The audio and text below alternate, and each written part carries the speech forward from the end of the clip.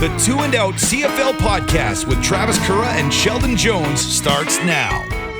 Well, hello. It's me, Travis, with Sheldon.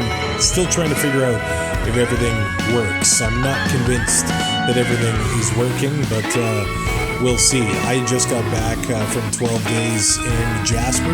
You can see I've got my summer tan on, and it's not even the first day of summer, Sheldon. That's great. I don't tan, I burn, so I'm jealous that you get to have a tan already. Yeah, my burn lasts about probably less than 24 hours. And then I got pretty nice window arm already. It probably won't work on YouTube, but my left arm always probably 30% more tanned than my right arm. That's what happens when you're the driver. Yep. That's what happens when you're the driver. We have week 1 of the Canadian Football League season in the books. So let's go over the things that have gone down. But before we get going here, giving our best wishes to the Stiegel family as Chase Stiegel has passed away at 22 years old.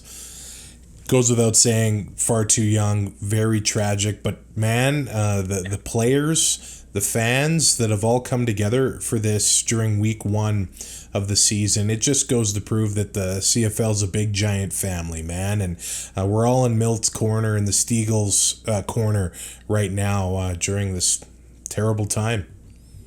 Yeah, it's good to see all the fans rally around and TSN saying they're going to dedicate the whole season to him. And really, really tough situation. No one ever wants to. As a parent, no one ever wants to go through this, right? So I just hope that Milt's family is able to, get through this as best they can. And whenever he's ready, he can come back and we can all just watch football again. Yeah, and shower him in love and them in love in the meantime. And also, we just got to relay to Ticats General Manager Ted Govaya the strength. He's been diagnosed with cancer. He's going to continue day-to-day responsibilities remotely while receiving treatment. So on behalf of the CFL family, I'll just do this on YouTube. A nice little salute to cancer right now. We will leave it at that.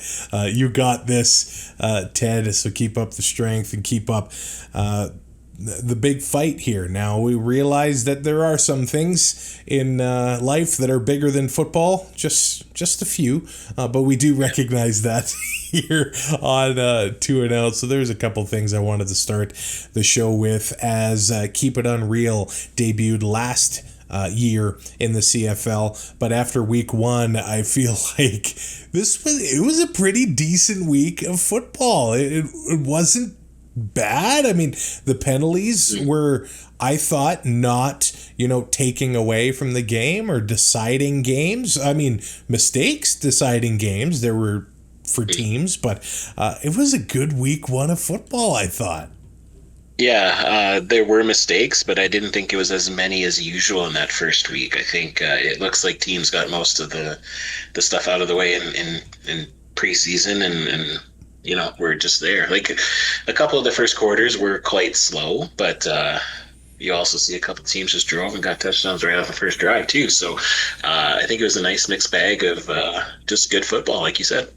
Just like the Ottawa RedBlacks, they started off their season with a 11-play, 82-yard touchdown drive to take the lead over the Riders 7-0. And I don't know, for me, I guess if this is my prediction going forward, the week 1 was a Grey Cup preview, game 1 between the Riders and the RedBlacks. And if this is what we're looking forward to in November, we know that every single team's going to look completely different in November. But right off the bat, the RedBlacks offense moving the ball sort of with ease. And Drew Brown looking good.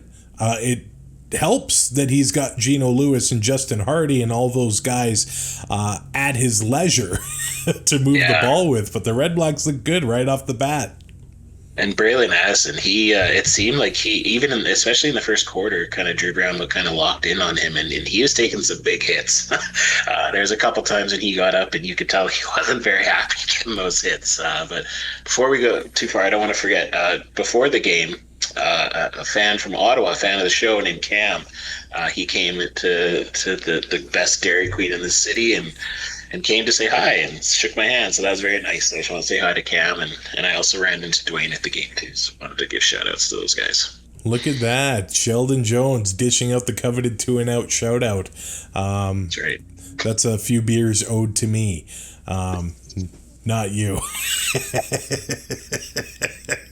With every shout out comes a beer at the Grey Cup. And I'm only going to have one night of Grey Cupping, so this might be rough.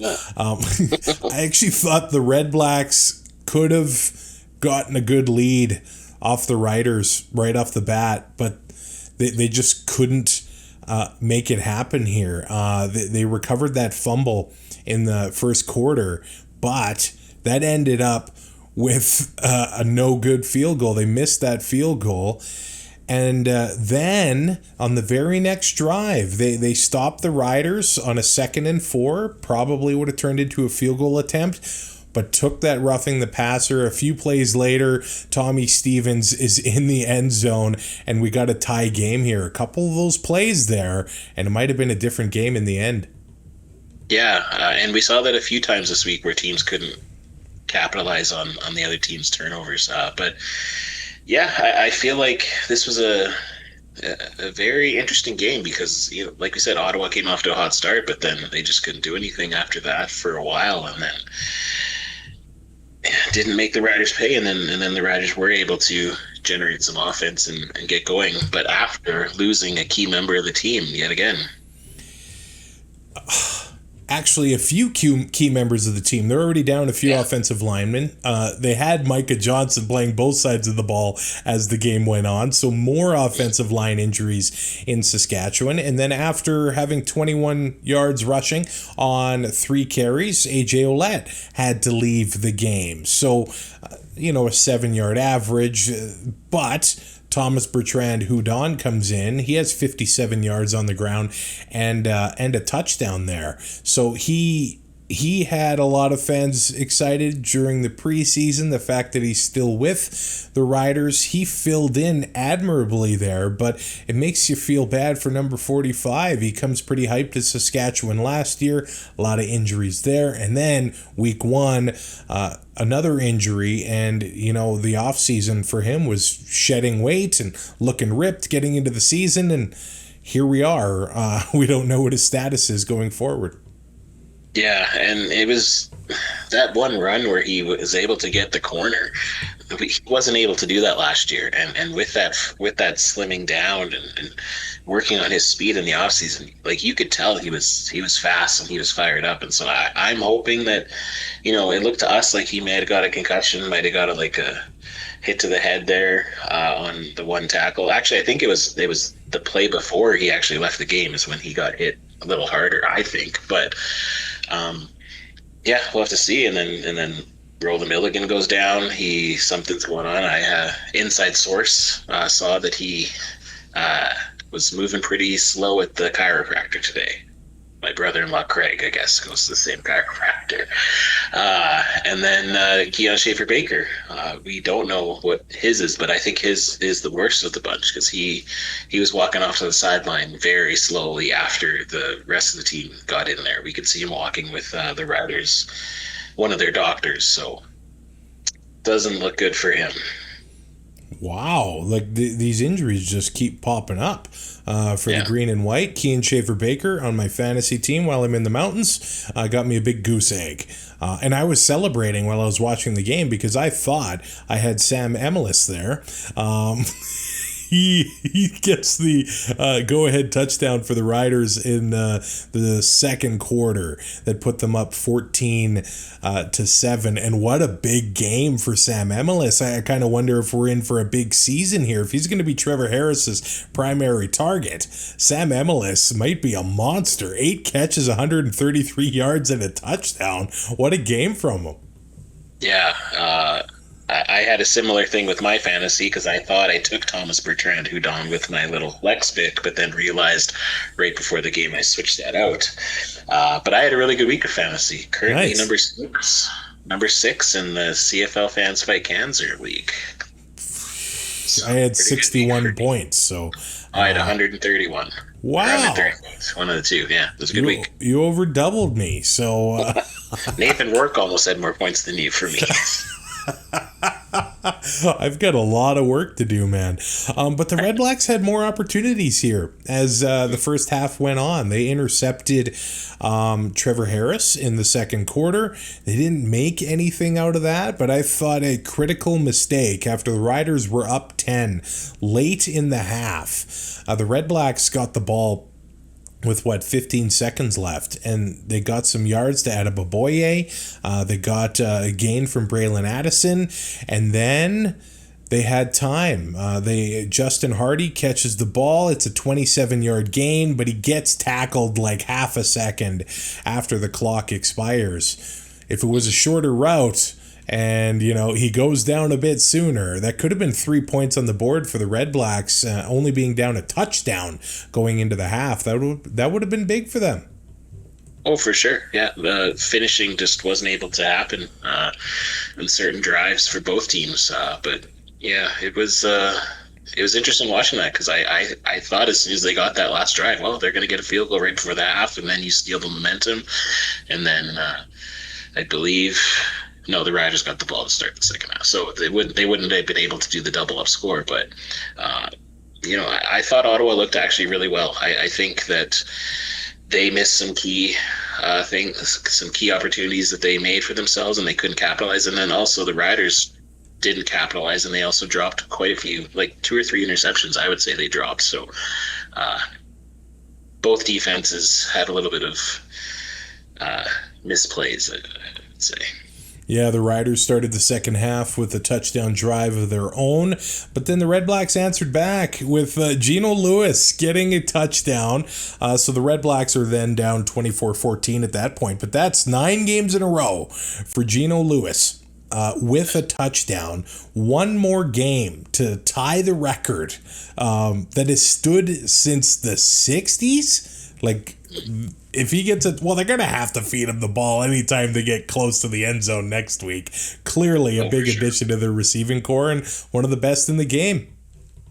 Yeah, and their receiving core is great. And Drew Brown was just chucking the balls, like 413 yards, 2 touchdowns, no interceptions. Like, I know the Riders dropped a few that they could have had, but for whatever reason, the Riders, they run that bend but don't break defense, and it's like a very soft zone, and so they were giving up a lot of those under routes. But Drew looked pretty surgical back there, to be honest. And when you have guys like Braylon Addison, Justin Hardy, Eugene Lewis, they're going to get some yards and they're going to get some wins. Yeah, and from that point forward, the teams basically traded touchdown drives. And, in the last few minutes there, it's 31-26 Ottawa or Saskatchewan. And the Riders gave Ottawa several possessions. Yeah. So like you said, the bend don't break. I don't know if you want to mess with that too much in the last 3 minutes of the game, but Ottawa did have some opportunities late in the game to get into this thing, and it might have been a little bit different if they're not missing field goals or extending drives with penalties earlier on. Yeah, it was remarkable, actually, because before the week started, or before the game started, I said the season kicks off tonight with the Riders and RedBlacks, and what are your predictions? And friend of the show, Dave Stadnick, he said Riders by 5, Ottawa will have to try for a touchdown late, and Fields will make the game-sealing interception. Game ends with 3 Harris kneel downs. Now, on that last possession, Fields dropped an interception and then got hit in the nether region by another helmet, and if that would have happened, that they would have won by 4. So he was one nut shot away from calling it. Yeah, which is impressive. Like, that's very specific. I know. Yeah. It was impressive. I had to call it out. Trevor Harris goes 19-26, 277 yards, 2 TDs, and an interception. The leading receiver, Sam Emelis, he looked great. I thought Mario Alford looked pretty good. He had a 27.8 yard average on kickoff returns and a 9 yard average on punt returns. Yeah, that's one of the things I noticed. right away, even on his first carry, like or his first return. I mean, you could tell that maybe he heard all the rumblings, maybe he heard everyone doubting him and thinking that they should, myself included. Like I sent out a tweet saying that this Mario Alfred crow tastes delicious because it seemed like he was a man on a mission, and it generally seemed like he could break one anytime, and that's the Mario Alfred that the Riders got, a few years ago. So it's good to see that back. Yeah, Justin Hardy, 133 yards. Addison, 112 yards. William Stanback, he had a touchdown, but only 9 carries for 26 yards. Looks like the Riders are going to continue to be a tough team to run the ball against. And yeah, Drew Brown, a 400-yard game, doesn't turn the ball over. It's not very often that you're going to throw over 400 yards, not turn the ball over, throw any interceptions or anything like that, and lose the game. That's not going to happen every week. No, and like I said, I think Drew Brown he's the real deal, and I think he's going to just get better. Now, I guess we should mention this is what happened, after I went to the mountains. Walter Fletcher gets cut by the Alouettes. Ka'Deem Carey gets cut by the Argos. And now, Alexander Hollands got cut by the Elks as well. So there's some guys who have made some things happen in the CFL. But Ka'Deem Carey is now a Saskatchewan Roughrider. Does that say anything to you about the severity of A.J. Ouellette's injury? I mean, Ka'Deem Carey's got it done in the league. He's got a Grey Cup with Toronto. He's got a Grey Cup with Calgary. And now he's a Saskatchewan Roughrider. That's a pretty big signing for this team. And I kind of wonder if you have to be healthy to succeed, right? Yeah. And if Ka'Deem Carey is ready to go and produce what he's been able to do over his CFL career, that's a big ad for the Riders. Yeah, and I don't know what that means about all that, because, as I say, I don't think anything, and I don't want to say physically wrong, but like it just seems like it was a concussion.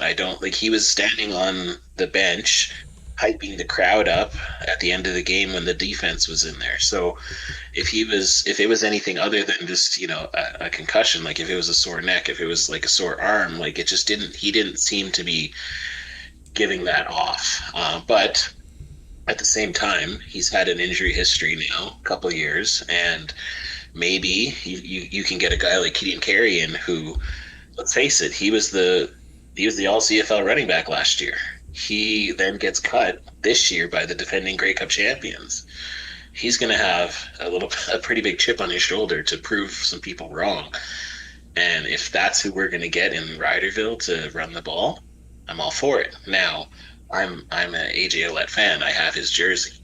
So I don't know if they're going to put him on the 6th game and just make sure he has time to get fully healthy, and then they can see what happens, or I just don't know. But when he did go down, I was sitting with Alex from the Piffles podcast, and we were both like, so are we signing Fletcher or are we signing Carey? Because we're signing one of them.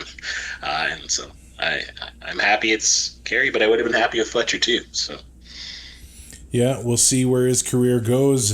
Football is a cruel business, and the business always rolls on. We move on to Friday Night Football, which, by the way, Sheldon, TSN's presentation. I love the players kind of singing the Friday Night Football intro, the new graphics. They got Luke Wilson during the Friday night game. I don't know if he's going to be on every Friday night or one game a week kind of thing, but I thought they were bringing the heat this weekend. Yeah, I was very excited to hear that the changes were coming, and I will say that I am a Matt Dunnigan fan, so I'm not necessarily happy that he's gone, because I do think that he does still bring a lot to the table, but that wasn't my choice. But honestly, getting Luke Wilson in there this offseason, Luke Wilson's been pumping the CFL's tires quite a bit. I know some of it's a little polarizing, and I know he had some ideas that maybe weren't the best, but the fact that a guy who's on TSN and who was strictly an NFL analyst was talking this much about the CFL, that's nothing but good for the CFL. So I'm glad that he's kind of going to be on there. I heard that they might do a rotation of like even current players on bye weeks well, Milt is out. I don't know if that's true or not, but I did see that going around the internet. The only thing I don't know if I was a huge fan of was like the AI. I was gonna say that, things. I get it, but at the same and I saw the producer Chris Edwards said that it didn't take away jobs; it actually increased jobs to use that AI stuff. And I was like, okay, but I don't know. I didn't even really look at it in that perspective. It was just a little creepy, jarring. Like some of them were like weird. Like I get it, and then half of the videos in my TikTok algorithm, I'm sure, are AI videos. So it's like we're getting used to it, and it was cool. Like it was cool, kind of like they did like the Jason Moss and the Ryan Dinwiddie presidential rallies, kind of, right? So I guess it's topical, I guess, or prime minister, I guess, but.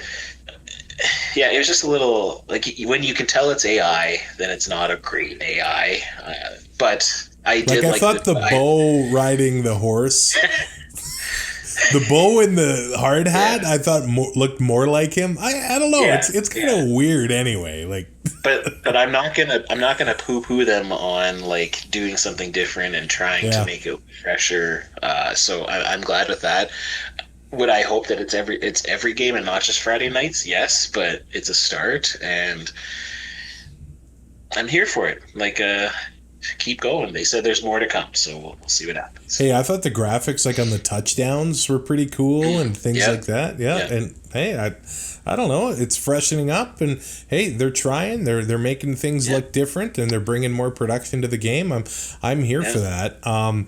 So it's the Montreal Alouettes against the reigning Grey Cup champs, the Toronto Argonauts. Did you see those championship rings? Like, what did you think about those? Like, I don't know if I'm wrong here, but it's like a two-piece detachable thing. It's like I don't know if I've the stadium and the outside of the stadium on the ring. Like, it looks. I don't know if I've seen that before. Like, that's pretty cool. And they're giving away 10,000 to the fans at the home opener. So if anyone wants to get an extra one and send it my way, I wouldn't say no, because those rings are pretty sweet. Yeah. And I was an Argo fan that day, of course, because they were playing the Bombers. So you deserve one, right? That's right. Of course. Well, early on, I love the overreaction of week one. My team's the worst. My team's the best. It does seem like the Alouettes made a pretty good decision going forward with Davis Alexander. I know he's young. He's probably still going to run into some growing pains here. But right off the bat, his undefeated streak continues. 5-0 as a Montreal Alouettes starter. And what I noticed from this game, and they talked about it on TSN, the Alouettes really just wanted to establish the run. And Sean Thomas Erlington getting that opportunity to be the guy, 17 carries, 86 yards. I thought he ran hard, and he looked good for the Owls. Mm-hmm. And the Owls establishing the run isn't something that they have really done with Jason Moss there. So actually, as a fan of the game, I loved seeing them hand the ball off. It was refreshing. And let's talk about it. We didn't hear the air horns. And honestly, I kind of missed them, if I'm going to be honest. It is sad. Yeah. You know, I did miss them. Sean Thomas Erlington, he was drafted in the 8th round in 2017. He has turned that into a great CFL career. Let me double check this. Round 8, he was the 4th selection in that round. Who else was drafted in that round with him? Oh, Richie Sindani. He made that into a CFL career. Who else was in that draft? Ty Cranston might be a name that we recognize. Mitch Picton, who, by the way, I thought that was going to be a clutch catch at the end of the game. He didn't quite hang on. It would have been tough, but it would have sealed it a little bit earlier for the Riders.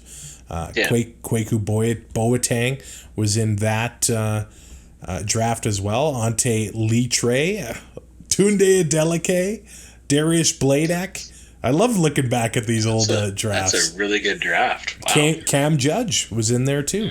So there you go. The 2017 CFL draft. Only listeners of Two and Out care about that kind of stuff. But one of the battles that I was watching in this game, now, it looked like Montreal wanted to establish the run. All the changes on Toronto's defensive line, and I think it worked, and it helped them establish play action a little bit there. But also the Lorenzo Burns starting at cornerback for the Alouettes, and it looked like the Argos were trying to pick on him there.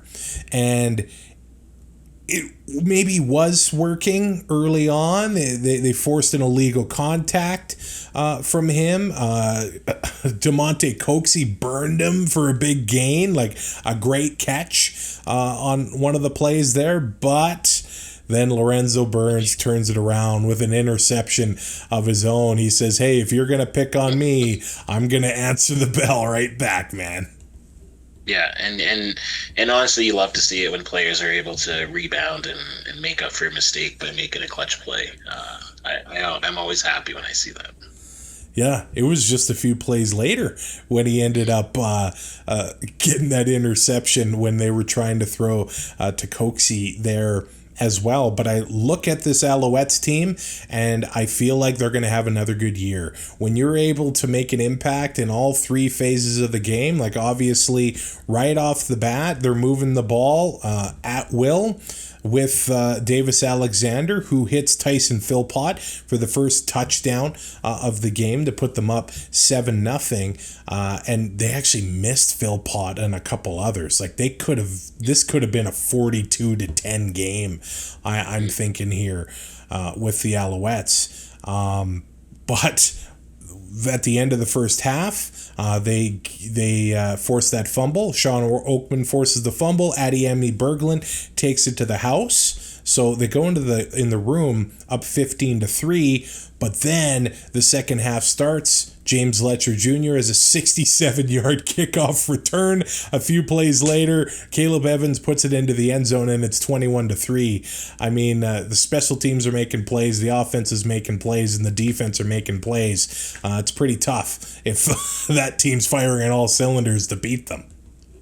Oh, for sure. And Toronto doesn't have their starting quarterback, right? Like, I get that Nick Arbuckle is in there, and he's the Grey Cup MOP, but he's still the backup. Chad Kelly is their starting quarterback. So they were against the meatball kind of already going into Montreal.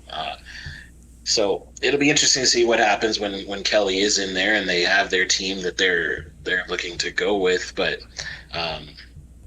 yeah, Montreal's a good team. And like you said, all three phases, and that comes down to coaching. They're very well coached. And as long as they have the coaches there, as long as they aren't able, if they don't lose any to other teams, if they have openings coming up in the next couple of years, Montreal's going to be a force to be reckoned with for a while.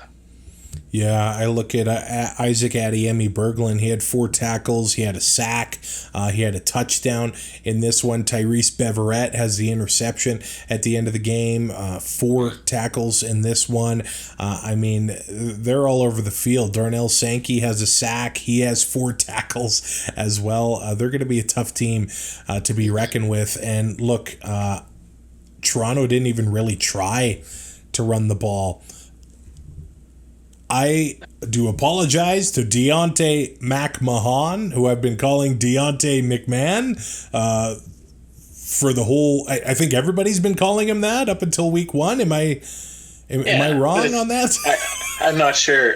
Like, in fairness, I'm not sure we have to apologize because he just let him know that this is how he wants it. So I don't think we need to apologize to Mr. McMahon, but it's going to be tough for us to say. It is.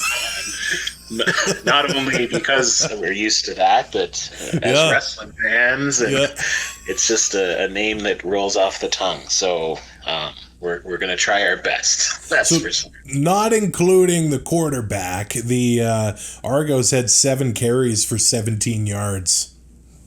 And you cut Ka'Deem Carey. What's going on there? You said it. Like I thought that was an interesting change for the Argos, but they made the change, and there they are. And as we talk about the Alouettes, just balance. Like they're feeding Rambo, Speaker, Travis Tice, who when he got his opportunities, he had over 7 yards a carry. He had a catch for 10 yards as well. And there's Austin Mack and Tyler Snead. Like, they're just a balanced, solid team. And they can hurt you in any phase of the game.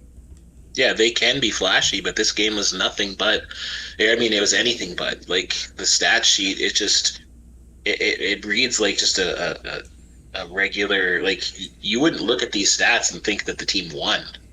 Just going by, you know, you have these receivers. Only Austin Mack had only 51 yards. He had the highest on Montreal. Like, that's typically not the stat line that you're going to see in a winning team. So, but just the fact that they were so balanced and they were able to get help from the defense and from the special team setting them up early in the second half there, it just goes to show that a well-rounded team can get the job done even when it's not flashy. Yeah, and this is what I mean. Like, both these teams could look completely different in November, especially Toronto. They got to start week 1 without their starting quarterback, and these two teams, they're going to be fierce. They're going to be in it in the East, and they're going to look different as the season goes on. So when Montreal and Toronto play each other later this season, they are going to be some great games to watch. Now, it's not McMahon Stadium, it's McMahon Stadium in Calgary, where the Calgary Stampeders open their season with a pretty solid win over the Hamilton Tiger Cats, 38-26, celebrating the 80th birthday of the Calgary Stampeders. Doug Flutie was in the house, Jermaine Copeland, Nick Lewis, Alex Singleton was there. They were bringing out some of those old great names out of the. It was good to see Jermaine Copeland. Like, man, that guy could celebrate. Let's say that. Sure could. Yeah, it was great seeing all those Stampeder players and those legends. It was awesome. I met Doug Flutie in Ottawa, just briefly. Nice. I'm walking down the street because he plays in a band with his brother Darren, and they were who commented on our YouTube video. Yes, that was pretty cool. I'm trying to verify if that is the real Darren Flutie. Will the real Darren Flutie please stand up? But maybe I'll send him a message there. But I think he was loading gear, or he just came out of a shawarma restaurant or something. Oh, wow. Doug Flutie. That's what I love about the Grey Cup. I did not expect that one little bit here. But the Stamps getting... Man, you talk about the Alouettes establishing the run. That's basically what the Stamps did here. Hamilton couldn't stop it. Dedrick Mills, 17 carries, 94 yards, a hat trick. 3 touchdowns on the ground for Dedrick Mills. I know last year, some personal tragedy. He was experiencing some time away from the team, finally getting the opportunity to be the number 1 guy, and here he made it count. He sure did. He was lucky to get the ball, on the close to the end zone when they got in there. I know there's lots of people who had Vernon Adams as the quarterback in their fantasy that wasn't very happy with that. But yeah, me. But they all count. And I thought Calgary had a pretty good game. Like, I have to admit, I do think that they got lucky in some circumstances with Hamilton not being able to capitalize on some turnovers, but full marks to Calgary for coming out and getting a win for those fans. You know what? I don't want to overreact after week 1, but just comparing Calgary and Edmonton, I look at Calgary's receiving core, and then I look at Edmonton's after week 1, and I'm thinking, I think the Stamps got them there. And look, I can't wait till those two teams have their battles on Labor Day. But you talked about Hamilton not being able to capitalize on some turnovers, and it was in the second quarter. Vernon Adams Jr. gets intercepted by Stavros Katsantonis, and what do the Ticats follow that up with? A 2-and-out, like. And then they actually intercepted him a few drives later, and that ends in a field goal. I mean, if you're going to have they had another one that was called back for a penalty as well. Yeah. And that's when you get to, like, because if they could have capitalized there, if they could have scored a touchdown on that first interception, and then if Vernon would have thrown another one, what's been Vernon's knock his whole career in the CFL. He gets into trouble with interceptions, and then he gets to like he kind of loses the game in that sense mentally, and Hamilton wasn't able to capitalize on that because as soon as after that, I think it was after the penalty, because I think the penalty it would have been 3 in a row. So after that penalty, then Calgary was able to score on that drive, I believe, and it kind of they were able to get that momentum back. So it's just as a fan of the league and a fan of the player Vernon Adams, I was very happy to see him be able to rebound like that. As a fan of every team but the Calgary Stampeders, not so much a fan. Well, they started off the game with a 85-yard touchdown drive, and look, that's why I wore red today for Darren for his stamps. Well, and I had Dominic Rhymes. And he hits Dom Rhymes for the touchdown. He gets offensive pass interference. And I'm like, oh, great. So the Ticats, it's 2nd and 14. And then they give up a 20-yard completion to Reggie Begelton. And then Clark Barnes, by the way, who he is going to benefit from having Rhymes, Begelton, in that receiving core, and he already is benefiting. He was the leading receiver for the Stamps. 4 catches, 112 yards, including that big 65-yard gain for the Stamps. He had a great game. Yeah, when you're averaging almost 30 yards a catch, that's pretty awesome. And yeah, like you said, Begelton and Rhymes, even Philpott, they're going to take away those double teams from him. And yeah, Calgary's going to be a team that whatever receiver you think you're gonna focus on that game, it's the other receivers that are going to get you, especially with Vernon being able to run around and find space. Another issue for the Ticats I found here was special teams. Now, they did have a return touchdown from Wooden, but they also screwed up a punt. I don't know what was happening there, if he was trying to fake it or he was trying to run and kick it, Constantino there. But that did put the Stamps in pretty good field position on Hamilton's own 43, and that ended up in one of Dedrick Mills' touchdowns. And then, after that, Wooden has a 33-yard return. It's called back on a holding penalty. And then to start the half, the Stamps already have, a 17-9 lead. But then, I don't know, a 67-yard onside kick? No urgency there at all. And there's no excuse, because in any football league, that is going to be, the kicking team's ball. That is a crucial mistake that the Ticats made on special teams there. Yeah, I don't know if it was just the ball hung up in the wind, or because it was pretty windy there, I hear. Yep. And so I'm not sure if that's what happened, and they just... Well, it was like 3 minutes before that when Bo gets asked about the weather, and he's like, it's football. You play in the weather, man. And then that happens. I know. Yeah. So that was bizarre, and you just, as a fan, you're just screaming. It's just hilarious, to be honest, hilarious. So there was some unevenness from the Hamilton Tiger Cats in this one, resulted in a loss. But, they were able to move the ball later in the game. But the problem is, if they're not going to be able to stop the run, they're just not going to be able to get going. And the Ticats couldn't... I was surprised that they couldn't get the running game going themselves. They've got a solid offensive line. 8 carries, 14 yards from Greg Bell. They let James Butler go. He lost his job. He was running hard in BC. I'm a Greg Bell fan, so I don't think it's 100% his fault with the offense here, but they could not get that going at all, and it made the Ticats one-dimensional.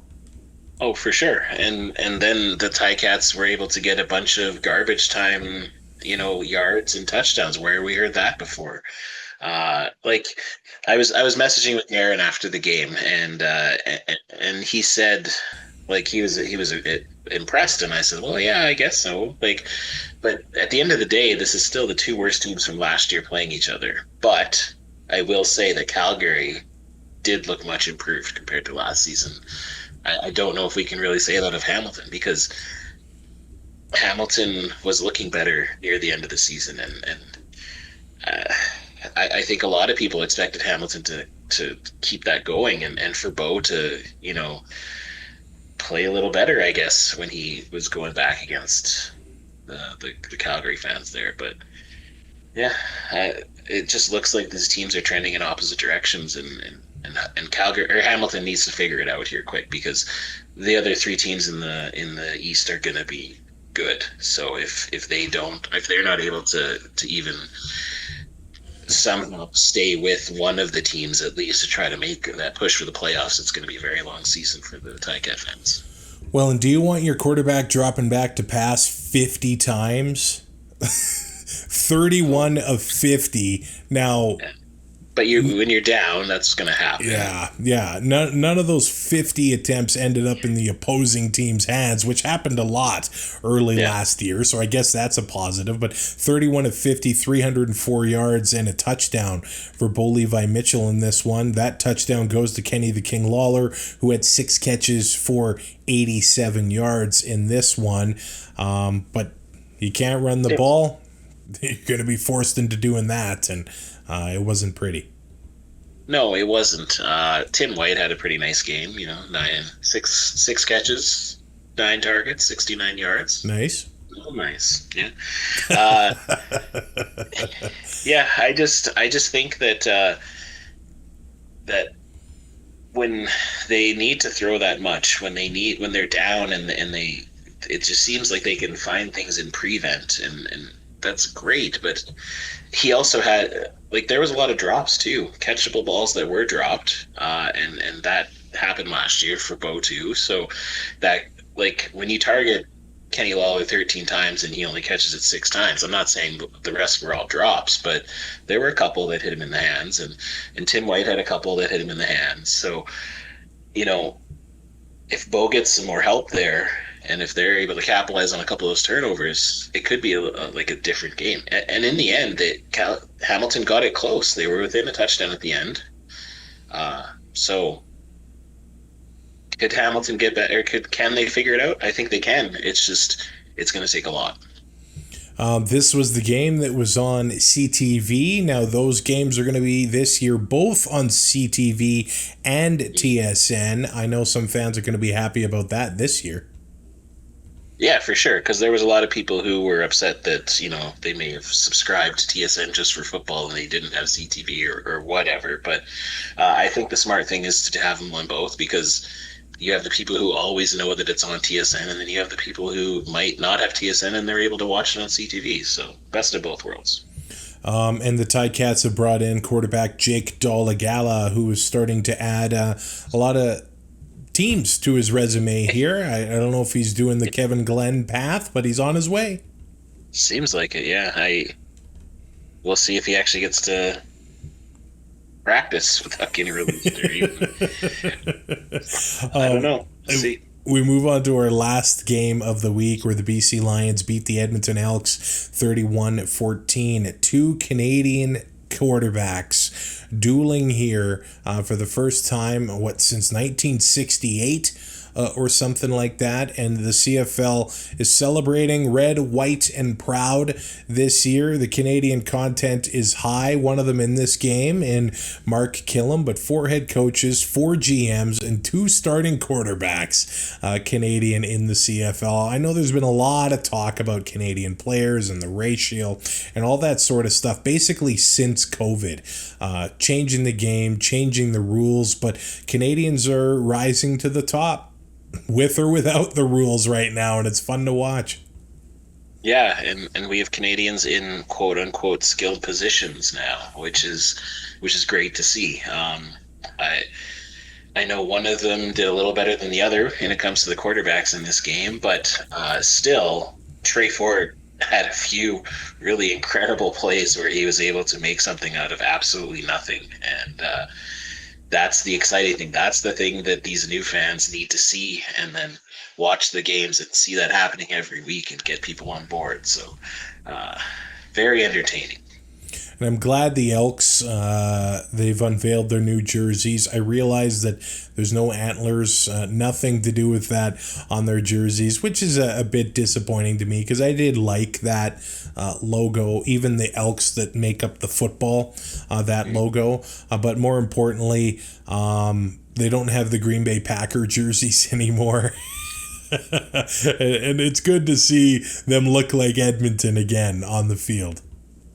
Yeah, and honestly, like, I think we're getting to the point where if everyone can just agree to disagree, we're at the perfect spot right now, because the team is still called the Elks.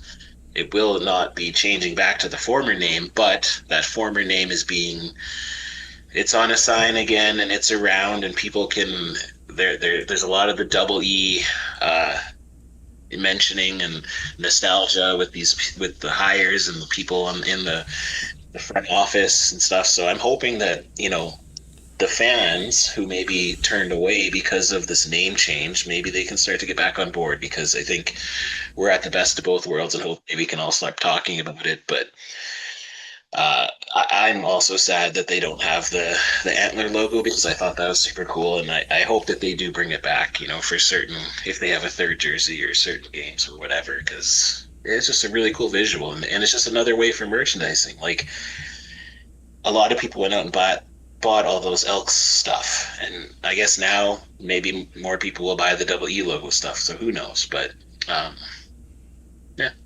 that's all I got about that. Well, we'll see what happens. The latest conspiracy is that they're going to revert to the old name next year. Is it? We'll see. Maybe the conspiracy will continue like every year. Well, it was a conspiracy that it was changing in the first place every year until it finally happened. So they should be like, if we sell 40,000 season tickets, we'll go back to the old name. Yeah, put the money where the mouth is. Money I guess. talks, man. Yeah. Money talks. The Canadian quarterback duo. This actually could have ended up a lot uglier. Like, because early in this game, the BC Lions get stuffed on 3rd and short, like, twice. One was on the goal line, so that's rough for Edmonton to, start on their 1 yard line, but they kind of got out of trouble a little bit there. But then on the very next play, the Lions, or very next drive, 3rd and short, the Lions are stuffed again. So the Elks are definitely strong on the D line. Some of those guys that were making noise for the Argos last year are in green and gold this year. They made their impact felt early in this one. They did, but for whatever reason, it just seemed once they weren't able to keep that up in the second half. They helped BC to 3 points in the first half, and the bulk of all their points came in the second half. So, I don't know if that's conditioning. I don't know if that's just, it took a while for Nathan to get into rhythm. I'm not sure what it actually was, but once that switch flipped, it was like, and I know I'm getting sick of it too, but it was like 2022 Nathan.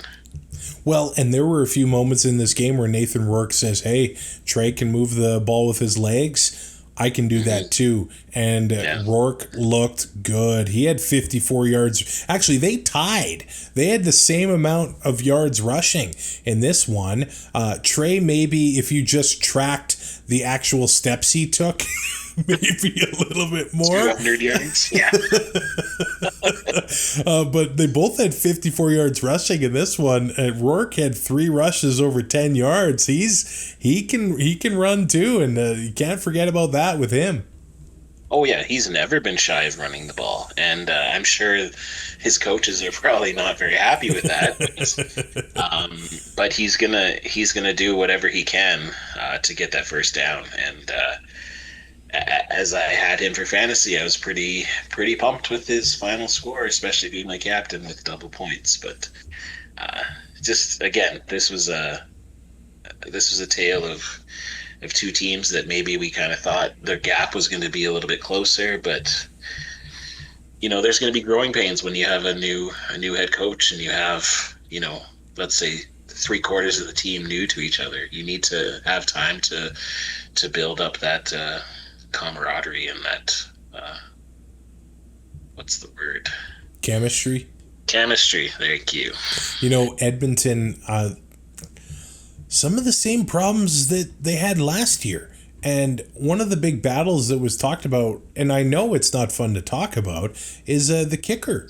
And some serious points. And I know that the game got away from them in the second half. But Vincent Blanchard, he misses both of his field goal attempts.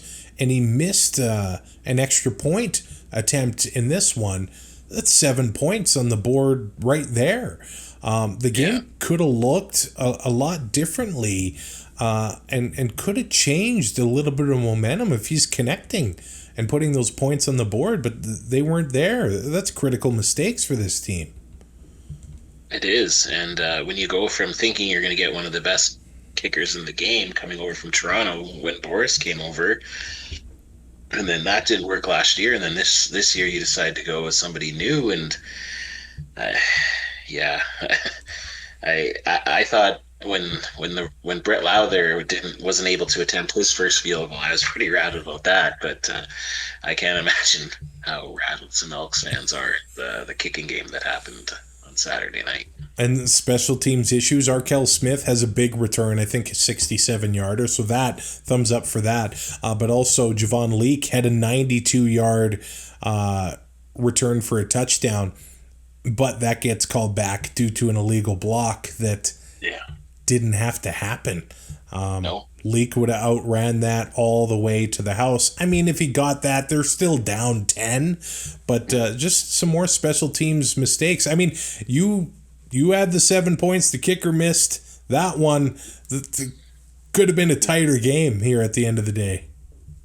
Oh, for sure. And momentum just changes everything. When you have, especially when you're on the road and you're able to return a kick that long and get a touchdown, and you quiet the stadium, but then when there's a penalty, it just gets everyone amped up, and it's very hard to come back from that.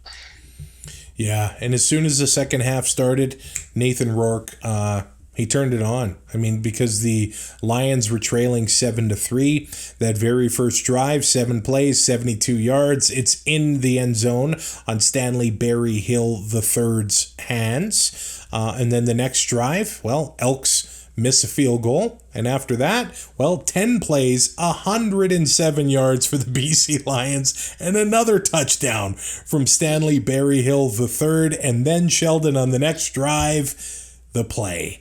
It's 3rd and 3. Trey Ford drops back to pass. He goes back about 25 yards and he hits Justin Rankin for a 37-yard gain. And that drive ended up in a Cody Fajardo touchdown. So the Elks were still in it at that point of the game. They were down 17-14, but what a play from Trey Ford there. Oh yeah, just the elusiveness and like for him to be able to just escape and have all these players crashing down on him, and then for him to rebound and be able to find Rankin, and that's skill, that's athleticism, and that's what we need in the CFL. So amazing. Well, and the problem is after that, the Canadian connection between Rourke and Justin McInnes puts the Lions back up by 10.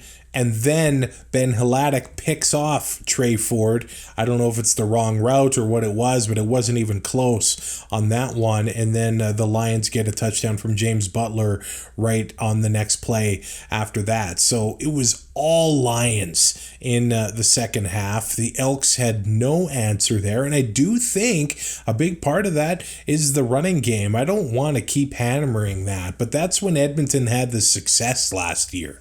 When they were able to to run the ball with Leak, Rankin, Brown, Ford. I know Brown's not with the team anymore, but Rankin had 7 carries for 24 yards. He had more yards on that one reception alone. Yeah. He had 67 yards. So he did have 100 yards total in the game, but they weren't able to move it on the ground. And props to the Lions for being able to stop that, because I do think there are some question marks about the defense with BC, and they rose to the occasion and they were able to stop the Elks with probably a side of their game that they were expecting them to succeed in, running the ball, and they just didn't get it done here. And I don't know if the Elks aren't going to be able to have success on the ground. I don't know if they're going to win too many games. No, because if you're not going to be able to run the ball, and teams are able to exploit that and send blitzes and confuse, you have to be able to establish that line of scrimmage to have success. And if they're not able to do that, it's going to be a long season for Elks fans. And people are already, I've already seen people calling for Cody already. Like, oh, that doesn't shock me. No, it doesn't shock me, but at the same time, like, these are the same fans who are mad that they wouldn't stick with Trey. And you finally have a coach and a GM who have decided that Trey is the guy. So there's going to be some growing pains here, and I think you need to ride this out. We can't just, let's go right to Cody. Like, I get it. Cody scored all of the points that the Elks got, but that was because he had 2 little tush pushes. I hate that it's called the tush push now, by the way. Does everybody call it that? I've heard it. It's coming up here now, and I don't like it. It's a QB sneak, and I shouldn't even said it, but it kind of, it's a little tangent. You rattled yourself. I did rattle myself. Self-triggering. But I just need, Elks fans, you need to be patient, because you have a rookie head coach. I know he's been the coach that the next heir apparent for quite some time, but he's still learning, and he's gonna need, and he has a quarterback who's still learning, and I just think, don't panic yet. Just don't panic. James Butler ran hard, 10 carries, 68 yards, and a touchdown. Not nice. He had 3 catches as well for 22 yards. But Stanley Berryhill III, 105 yards receiving, 2 touchdowns, a massive game for him. Keon Hatcher had 4 catches for 52 yards in this one. And hey, man, Javon Katoy, 7 for 88 and 1 touchdown off his fingertips in the first half as well. The Lions were able to get to Trey Ford twice. Dwayne Hendricks getting a sack. Kamoko Toure getting a sack there as well. The Lions, hey, week 1, I don't know if it's Snoop Dogg. I thought maybe Dr. Trey would be able to get in there and make some more noise. He did have a big play there, but did they show like the only clean-ish part of Snoop's performance on TSN? It looks like it, yeah. And my buddy Mike in BC was sending me some videos, and yeah, definitely not safe for work for some of them. Which I was interested in, because I know that Snoop will censor himself, and I know he will. He's done primetime shows, and so I was kind of interested to see if it was going to be family friendly or not, but I guess not. That's the answer. Snoop doing his thing. Week 2 of the CFL will start in Winnipeg on Thursday with the number 1 player in TSN's top 50, Brady Oliveira, a Canadian, headlining TSN's top 50, Sheldon. However, the Bombers are going to be out without the player that topped the list the last 3 seasons, Zach Collaros, as he has to serve that 1-game suspension. Yep. Sucks to cheat. Cheaters never win. I'm just joking. So it's going to be interesting to see how Chris Strebler can do in a regular season start. You can rate, review, subscribe to Tune Out on your favorite podcatcher and YouTube. We're nearing 800 subscribers on YouTube. Sheldon, week 2 will start on Thursday with the Bombers and the Lions. We'll have the RedBlacks and the Alouettes, the Argos, the Stamps, and the Ticats and the Riders on Saturday. That's week 1 of the 2025 CFL season. Hit us up with any of your comments, love or hate, at 2andout.ca. And we'll talk to you soon on 2 and Out. The 2 and Out CFL podcast is written, produced, and hosted by Travis Currah and co-hosted by Sheldon Jones. Subscribe to 2 and Out on all major podcast platforms and YouTube to keep up to date with future shows.